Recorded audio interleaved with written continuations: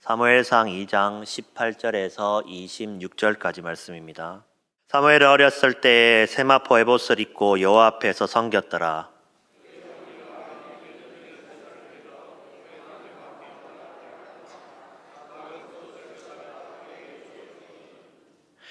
엘리가 엘가나와 그의 아내에게 축복하여 이르되 여호와께서 이 여인으로 말미암아 내게 다른 후사를 주사 이가 여호와께 간구하여 얻어 바친 아들을 대신하게 하시기를 원하노라 하였더니 그들이 자기 집으로 돌아가매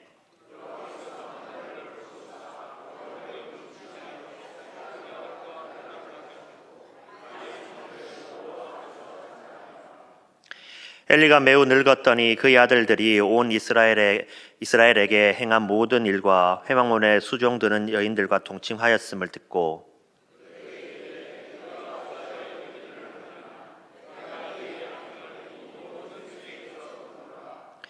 내 아들들아 그리하지 말라. 내게 들리는 소문이 좋지 아니하니라. 너희가 여호와의 백성으로 범죄하게 하는도다.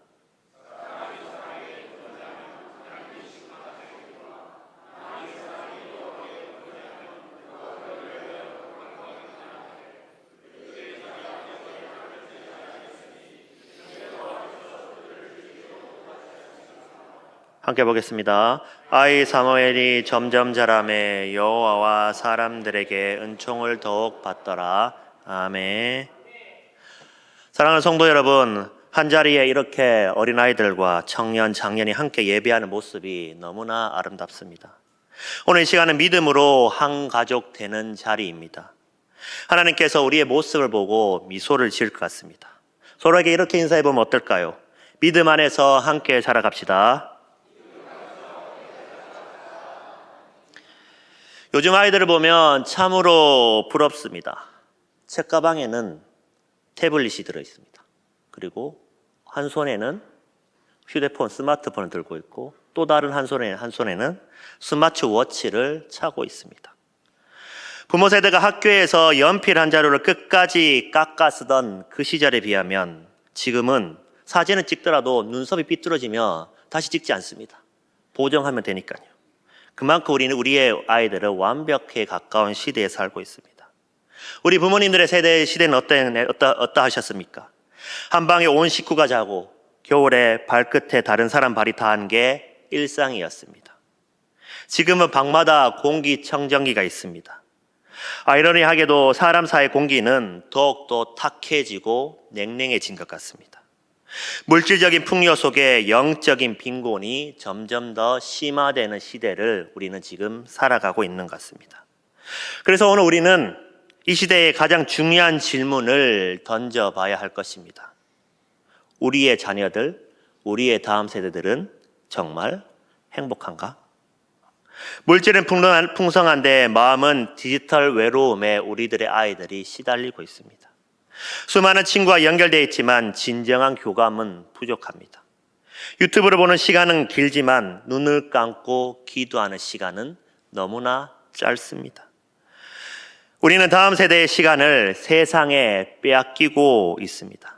그 틈을 부모와 교회가 다시 채워야 하지 않겠습니까?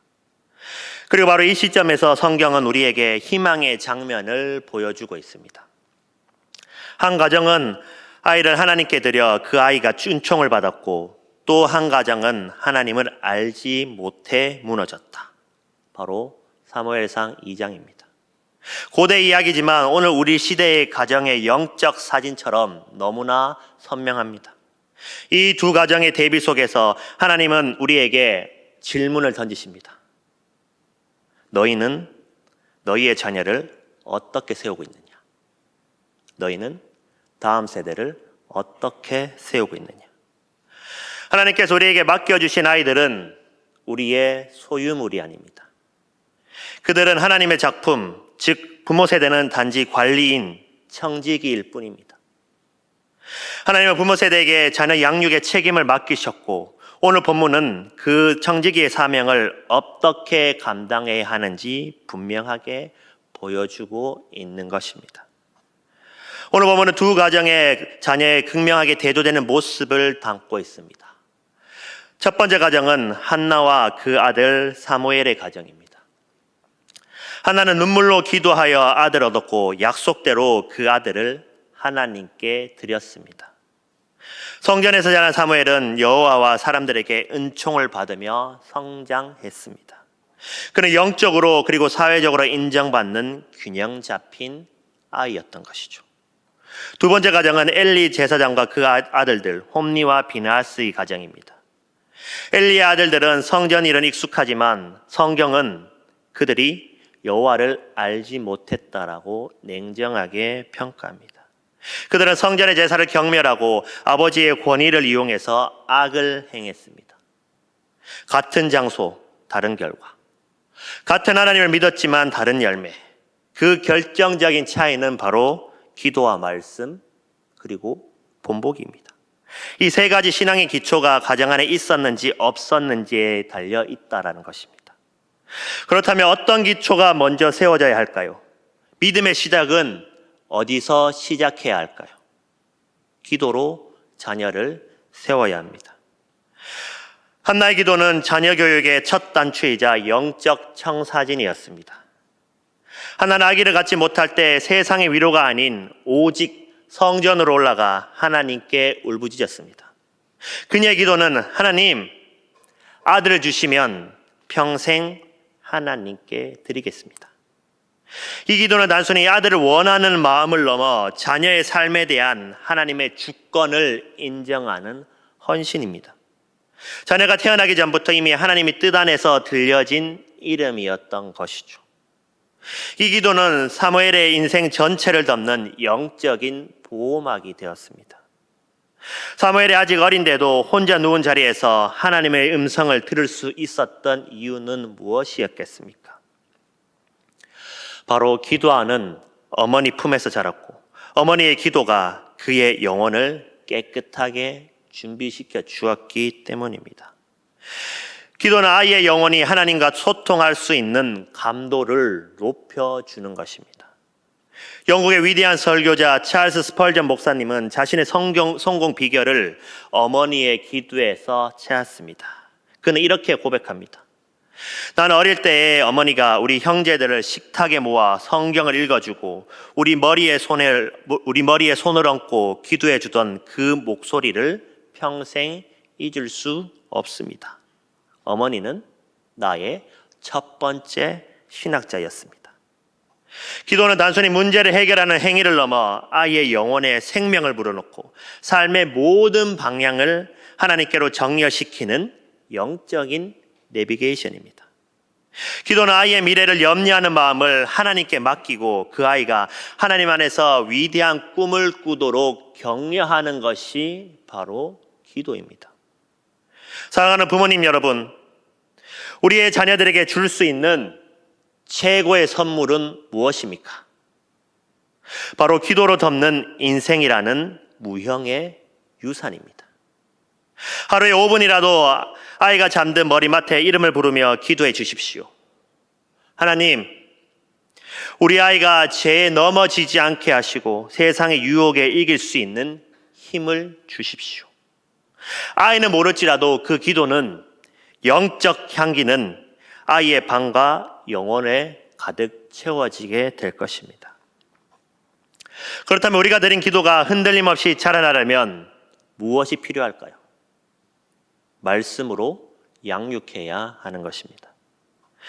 말씀은 영적 혼란 속의 절대적인 나침판입니다. 에베소서 6장 4절 우리에게 명합니다. 아비들아 너희 자녀들을 노엽게 하지 말고 오직 주의 교훈과 훈계로 양육하라. 교훈과 훈계는 바로 하나님의 말씀에 근거한 교육을 뜻합니다. 아이들이 가장 불안할 때는 부모의 기준이 매일 바뀔 때입니다. 월요일에는 우리 아들아 딸아 성적이 제일 중요해. 수요일에는 아니지, 건강이 중요하지. 금요일에는 아니야, 인성이 중요해. 이렇게 말하게 된다면 아이들은 부모의 감정의 파도를 따라 표류하며 결국 내 마음대로 사는 것을 배우게 될 것입니다. 그런 하나님의 말씀은 흔들리지 않는 절대적인 기준입니다. 하나님께서 이 길이 옳다 하시면 그 길은 시대가 바뀌고 유행이 변해도 영원히 옳은 길입니다. 말씀을 통해 아이들은 무엇이 선하고 악한지, 무엇이 영원하고 일시적인지를 배우게 되는 것입니다. 엘리는 훌륭한 제사장이었지만 가정에서는 실패했습니다. 자녀들이 성전에서 악을 행하고 있을 때 엘리는 그저 얘들아, 소문이 좋지 않구나. 그렇게 하지 마라. 너희가 여호와의 제사를 범하게 하는 것은 좋지 못하구나 라고 미지근하게 충고했을 것입니다. 사랑했지만 말씀의 경계선을 세우지 못했던 것입니다. 참된 사랑은 규칙 없이 흐르지 않습니다. 규칙과 경계선이 없는 사랑은 방종을 낳게 되는 것입니다. 엘리 아들들이 하나님을 경멸하게 된 것은 아버지 엘리가 그들에게 하나님의 엄중한 말씀의 기준과 그 죄의 대가를 가르치지 않았기 때문입니다. 말씀으로 양육하지 않으면 우리의 아이는 스스로 내가 옳다, 자기 중심적 판단에 갇히게 됩니다. 하지만 한나는 아이에게 젖을 뗀 후 그가 평생 하나님께 드려진 사람임을 분명히 가르쳤습니다. 사무엘아, 너는 하나님께 속한 자다. 그 단단한 신앙교육은 사무엘이 하나님의 음성을 들을 수 있는 깨끗한 그릇이 되었습니다. 평생 그의 길을 지킬 수 있게 도왔던 것입니다. 어느 집의 아이가 이렇게 말합니다. 우리 엄마 아빠는 학교 숙제 안 하면 난리 나는데 성경을 읽지 않거나 성경을 암송을 하지 않으면 괜찮아, 바빴지, 이렇게 말한다고 합니다. 이것은 우리의 영적 우선순위의 현실을 보여줍니다. 그러나 반대로 매일 10분이라도 온 가족이 소리내어 성경을 읽고 가정에서 예배를 드리는 집에서는 아이들이 자연스럽게 하나님 중심이라는 나침반을 배우고 영적 훈련을 받게 된다는 것입니다. 인터넷에는 너무나 가짜 뉴스들이 쏟아지고 있습니다. 이럴 때 우리는 흔들리지 않는 기준을 잡아야 됩니다. 흔들리지 않는 기준이 무엇입니까? 바로 하나님의 말씀입니다. 친구들이 하는 행동이 맞는 건지 틀린 건지 헷갈릴 때 우리의 자녀들은 스마트폰을 펴는 것이 아니라 성경 말씀을 펼쳐야 하는 것입니다. 사랑하는 자녀 여러분, 세상이 팔로우를 요구할 때 여러분은 하나님의 말씀을 팔로우하는 세대가 되십시오. 사람의 기준은 변하지만 하나님의 진리는 여러분이 흔들릴 때마다 그 중심을 잡아줍니다. 여러분 세대가 클릭보다 기도가 빠르고 터치보다 기도가 빠르고 유행보다 말씀이 깊다라는 사실을 세상에서 보여주십시오. 그때 교회의 미래가 아니라 지금 바로 여러분들이 교회의 현재가 되는 것입니다. 그렇다면 우리가 배운 기도와 말씀이 우리 일상에서는 어떻게 드러나야 할까요? 삶으로 보여주는 본보기가 되어야 합니다. 말보다 삶이 더 크게 울립니다. 아이들이 주일에 듣는 설교보다 집에서 보는 부모의 일상적인 모습을 보고 하나님을 더 깊이 배우게 됩니다. 이것이 바로 본보기의 힘입니다. 한나의 본을 보십시오. 한나는 해마다 성막에 올라올 때마다 아들을 위해 작은 겉옷을 지어 주었습니다. 그 옷에는 눈물의 향기가 배어 있었고 어머니의 믿음의 고백이 쓰며 있었습니다. 어머니는 아들을 볼 때마다 마음이 애틋했지만 하나님께 드린 약속에 순종하는 삶을 보여주었던 것입니다. 아이 사무엘의 신앙은 그 순종의 향기를 따라 더욱더 자라게 되었던 것입니다. 반면 엘리의 본은 어떻습니까? 엘리는 성전에서는 거룩했습니다. 그러나 그 거룩함은 가정에서는 멈췄던 것입니다. 그의 아들들은 아버지가 성전에서 하는 일과 가정에서 생활하는 모습 사이에 괴리를 보았을 것입니다. 결국 아버지를 경건의 모델로 삼지 못했던 것입니다. 가식 없는 본보기가 우리의 자녀들, 우리의 다음 세대를 세웁니다. 한 가정의 아버지는 장로님이셨습니다. 집에서는 늘 화내셨습니다. 기도는 교회에서만 하셨다고 합니다. 그 모습을 보고 자녀는 하나님에 대한 마음이 식었습니다. 이것이 바로 신앙의 가식이 보여주는 무서운 결과입니다. 아이들은 부모의 삶이 교회와 집에서 다를 때 가장 먼저 하나님에 대한 믿음이 흔들린다고 합니다. 진실한 본보기는 말 한마디보다 더 강합니다. 다른 가정의 장로님은 아이들에게 무릎에 굳은 살을 보여주며 이렇게 말합니다. 이건 내 이름을 부르며 기도해서 생긴 거란다. 이 순간 아들은 아버지의 삶 전체를 관통하는 신앙의 진정성을 보게 되는 것입니다. 완벽한 부모가 아닌 진실된 회개와 순종을 보여주는 부모가 되어야 하는 것이죠. 그렇다면 우리는 오늘 어떤 결단으로 하나님 앞에 서야 할까요? 사랑하는 부모님 여러분, 그리고 우리의 자녀 여러분, 세상이 아무리 어려워져도 우리의 가정만은 빛을 내야 합니다. 그 빛은 화려한 기술이나 물질에서 오는 것이 아닙니다. 기도의 무릎, 말씀의 토대, 삶의 본을 세운 가정에서 그 빛이 드러나는 것입니다. 오늘 이 시간 하나님 앞에서 모두 새롭게 다짐합시다. 기도의 무릎을 회복합시다. 매일 아이의 이름을 부르며 축복하며 간절히 기도합시다. 말씀의 토대를 세웁시다. 가정 예배와 성경 암송으로 하나님 중심의 삶을 가르칩시다. 삶의 보험을 세웁시다. 아이 앞에서 회개하는 부모, 다시 일어나는 부모가 되어 신앙의 진정성을 우리의 자녀들에게 보여줍시다. 이 시간 함께 그 헌신을 고백했으면 좋겠습니다. 먼저 부모님들부터 이렇게 제가 하는 말을 따라했으면 좋겠습니다. 우리가 다음 세대를 기도로 세우겠습니다. 이어서 자녀 여러분들이 따라했으면 좋겠습니다. 우리는 하나님 마음에 드는 자녀로 자라겠습니다. 이래서 자라겠습니까? 네, 다시 한번. 자, 우리는 하나님 마음에 드는 자녀로 자라겠습니다. 함께 따라합시다. 믿음 안에서 함께 자라갑시다.